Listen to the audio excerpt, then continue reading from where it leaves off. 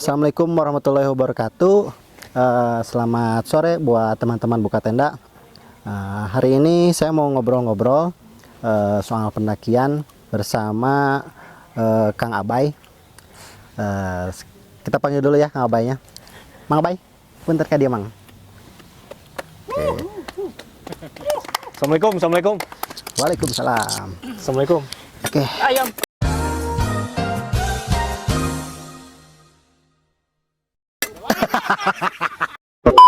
Jadi gimana Bang Yudit? Ya, gimana? Kita mau ngobrolin apa nih di kesempatan kali ini? Jadi gini Mang Abay. Oke.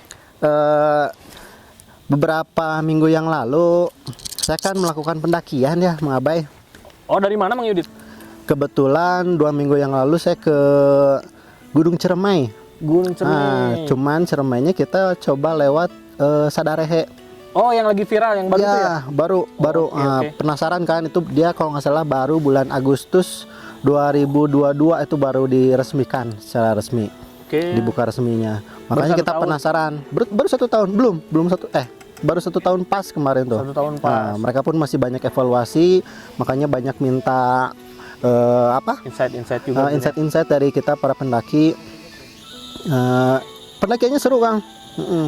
Cuman yang pengen saya bahas lagi di sini, yang kemarin pun sempat jadi perdebatan di teman-teman pendakian saya yang lain. Kebetulan kemarin saya mendaki dengan Bandung Ultralight. Oh, sama anak-anak Bandung. Iya, dengan forum Bandung Ultralight. Kita sempat ngobrol-ngobrol dan jadi pikiran juga buat saya. Kita kan kemarin tuh mendaki bulan Agustus ya. Bulan Agustus. Akhir Agustus. Kebetulan lagi panas-panasnya, lagi musim kemarau. Di sana tuh belum hujan, udah beberapa bulan itu nggak ada hujan. Jadi ya memang masih masuk musim kemarau. Ya, Jawa Barat sih emang Jawa Barat lagi kering-kering. Nah, yang pengen kita bahas sekarang, berdasarkan pengalaman kemarin saya mendaki di musim kemarau, jujur aja saya merasa kurang nyaman Mang Abay Mendaki di musim kemarau. Saya pengen dapat insight juga dari Mang Abay untuk pendakian. Lebih suka musim kemarau atau lebih suka di musim hujan? Ya, bukannya biasanya lebih enak di musim kemarau Mang Yudit? Oh ya? Iya. Dari segi gear ya, kita segear dan outfit gitu ya, kita tuh nggak cepet kotor. Tidak cepat Karena kotor. kalau musim hujan kan biasanya ledok ya. Oh ya. Lumpur, Ya. sepatu, celana pas begitu mau tag foto tahu-tahu udah lusuh gitu kan. Dan Ya. si tanah pun juga langkah tuh asa jadi lebih berat gitu, karena kan si tanahnya tuh biasanya pada nempel di sepatu kan ya. Oh ya. Terus belum di tenda pas malas lah pokoknya beres-beresnya kalau musim hujan. Kalau Abah sih kayaknya emang lebih enak di musim kemarau sih. Kalau saya justru berdasarkan pengalaman beberapa kali mendaki, entah kenapa saya lebih suka di musim hujan, Kang. Musim hujan. Mungkin Mang Yudit ini cocoknya kerja di air. Sionya sio cai. Sio naga air saya kayaknya.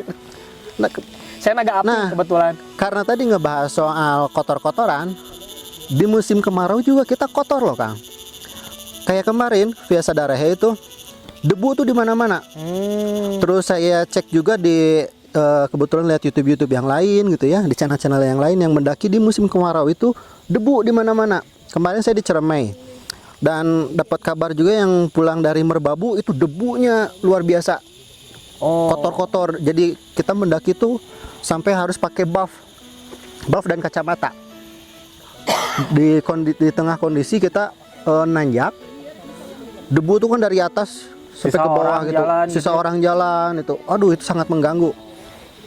Terus walaupun kadang kondisi gunung itu nggak bisa ditebak ya. Iya, benar. Betul tidak? Jadi kadang di musim kemarau aja. Tapi itu emang all track dari pertama awal pendakian sampai ke puncak atau cuma sampai ke base camp aja? Nah, itu dia. Menariknya bagi mungkin yang belum pernah ya ke Gunung Ciremai via Sadarehe. Ya. Treknya memang cukup unik, Kang. Pertama dari base camp itu ke pintu rimba, kita tidak bisa jalan. Nggak bisa jalan kaki. Hampir mustahil. Pertama jauh dan treknya pun nggak enak buat jalan atau mendaki. Jadi kita diharuskan naik mobil apa kol buntung gitu. Oh, Mobil pick transportasi up. warga lah ya. Iya, mobil pick up. Dan Oke. itu pun biayanya cukup tinggi, sekitar 30.000 kalau nggak salah. Tapi Mang Yudit, maaf motong Gimana? sebentar. Bukannya kalau misalkan pendakian itu lebih senang banyak debu biasanya kan lebih memudahkan kita untuk bersuci. Untuk tayamum tuh kita lebih Tayamum. ya lebih mudah gitu kan, lebih gampang. Nah, satu tip lagi, kalau teman-teman muslim yang mau mendaki bisa siapin botol kecil yang pakai spray. Oh ya. Cus. Nah, itu bisa dipakai buat wudhu, Bersuci. buat bersuci. Botol kecil lah, kurang lebih berapa, 300 mili mungkin, yang ada 300 milian. Ya. Kasih, pakai semprot. Nah, saya biasa pakai itu buat ininya, buat wudhu. Nah, itu salah satu tips dan trik dari saya. Kita nggak akan terlalu boros untuk air minum. Jadi nggak ngambil jatah air minum, sehingga buat wudhu itu kita bisa pakai spray itu. Kalau buat Abah ya, kalau misalkan mendaki di musim kemarau itu tuh jadi kayak udah satu garansi ya kalau kita tuh dapat view yang pemandangan banget gitu, Mang Yudit. Satu view, terus kayak biasanya nih kalau kita mendaki di musim kemarau itu kan suka ada fenomena-fenomena si embun-embun yang berubah menjadi bunga-bunga es kayak gitu. Itu kan peristiwa-peristiwa langka lah untuk kita gitu ya. Ya jujur-jujuran aja lah, nggak mungkin lah kita gitu ya sebagai pendaki masa gini, bukan masa gini ya, masa gini, masa gitu. Pastilah ada momen-momen yang memang kita nantikan supaya kita teh bisa dapat experience baru gitu. Betul. Jadi balik lagi nih buat teman-teman, apapun pilihan kalian ya, kalian mau milih mendaki di musim hujan ataupun misalkan kalian milih mau mendaki di musim kemarau ya, apapun pilihannya, baiknya nih sebelum kalian menentukan pilihan kedua itu, kalian tuh lebih banyak membaca atau searching atau nonton YouTube lah ya. Minimal nonton YouTube.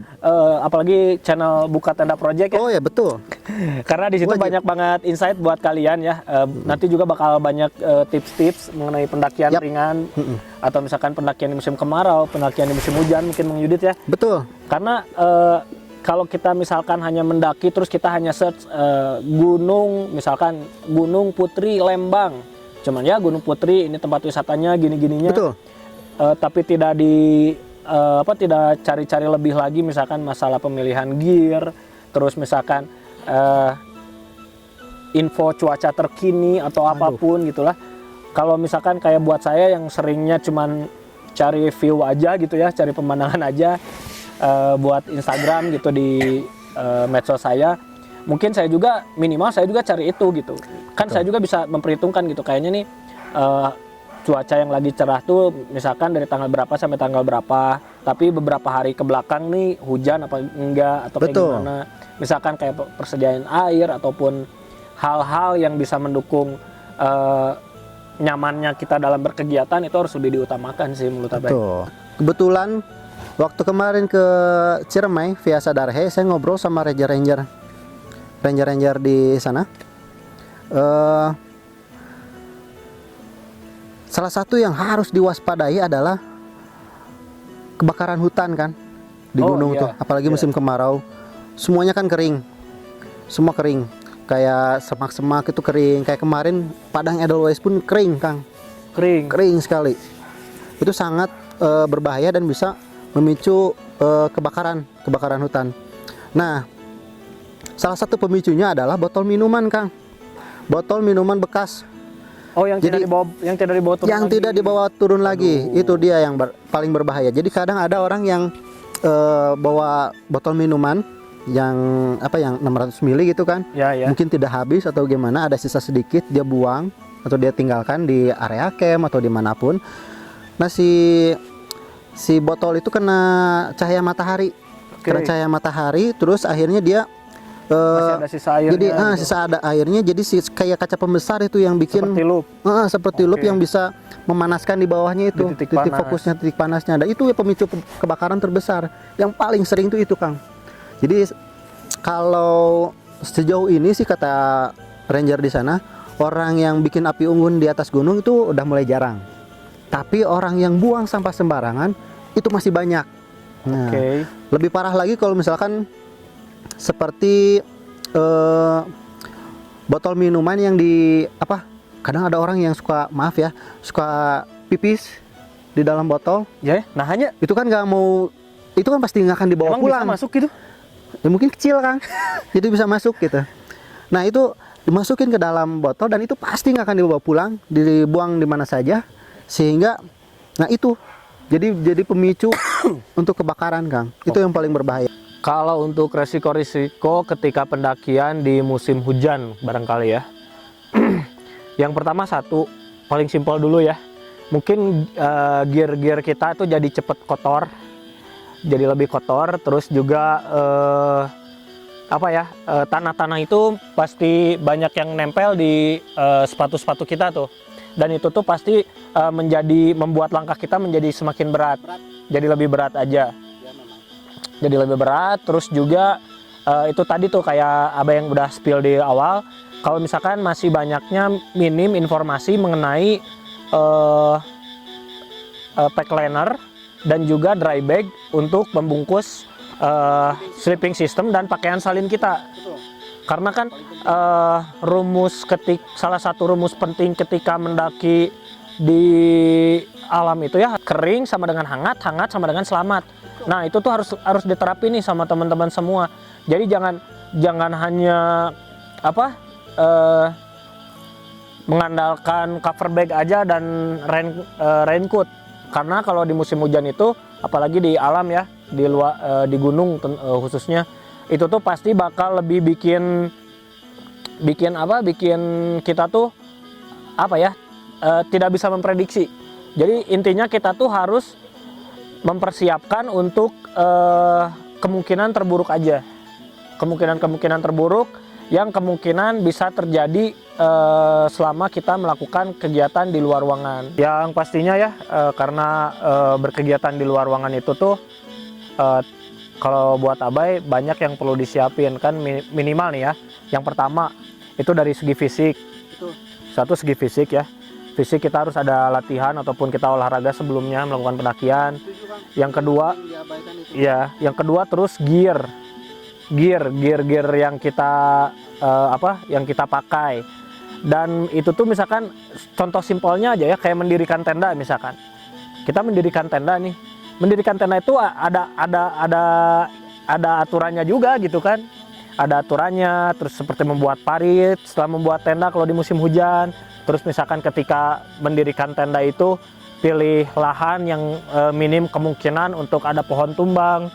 Terus juga misalkan fitur-fitur di tenda nih seperti gailen, terus misalkan tali-tali di dalam tenda, cara pasak tenda seperti apa, itu harus lebih diperhatikan lagi sama teman-teman semua. Karena hal-hal kecil itu kalau kita luput, justru itu yang bikin jadi blunder untuk kita. Karena banyak hal-hal besar itu berawal dari hal-hal kecil yang sepele. Kalau kata Ma Erot dulu mah, inget ya, sesuatu yang besar itu dulunya pernah kecil. Jadi nuletik nu jadi matak gitu tah. Jadi lebih proper lagi buat teman-teman. Terus yang ketiga ini logistik juga, Bang Yudit. Logistik ini sangat penting juga ya.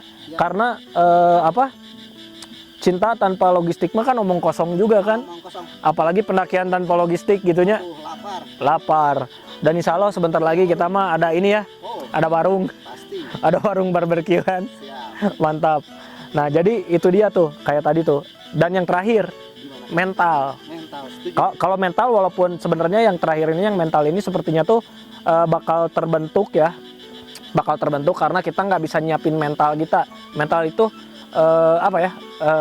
seiring berjalannya waktu bakal terbentuk, bakal terbentuk sendirinya. Pokoknya mah jadi dari yang 4 ini tuh kalian harus ulik-ulik juga nih, harus cari-cari info. Kalau misalkan kalian males nonton YouTube, perbanyak nongkrong, perbanyak ngopi sama teman-teman pendaki yang lainnya. Kan di kota Bandung aja tuh banyak banget tuh komunitas-komunitas pendaki atau misalkan forum-forum pendakian ya. Dan insya Allah lah kalau misalkan ngumpul-ngumpul gitu ya, nggak mungkin juga cuman ngomongin mantan unggul mah gitunya. Pasti banyak hal-hal positif lain yang bisa ngasih insight positif juga ke kita tentunya.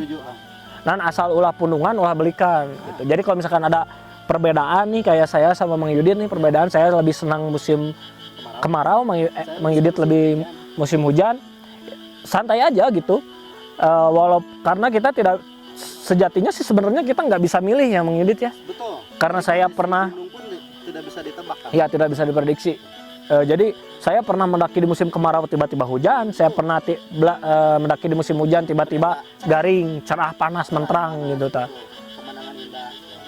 Jadi intinya mah harus lebih banyak cari informasi lagi, perbanyak literasi dan perbanyak ngopi. Itu aja mungkin. Terima kasih sekali Mang Abai sudah bisa menemani saya. Oke. Kebetulan ini udah mulai masuk maghrib ya. Ya, senang saya juga udah bisa hadir lagi nih di channelnya Buka Tenda Project ya. Setelah sekian purnama muncul pujangga mah. Lembah Tengkorak. Nah, sekarang kita di Oh iya ya, di Lembah Tengkorak ya. sekarang kita di Curug Layung gitu kan. Ditemani suara kresek-kresek si Iki. Iki sial. Oke. Oke, terima kasih sudah datang. Siap. Segitu saja teman-teman. Mungkin bisa sedikit informasi tambahan buat teman-teman yang suka mendaki.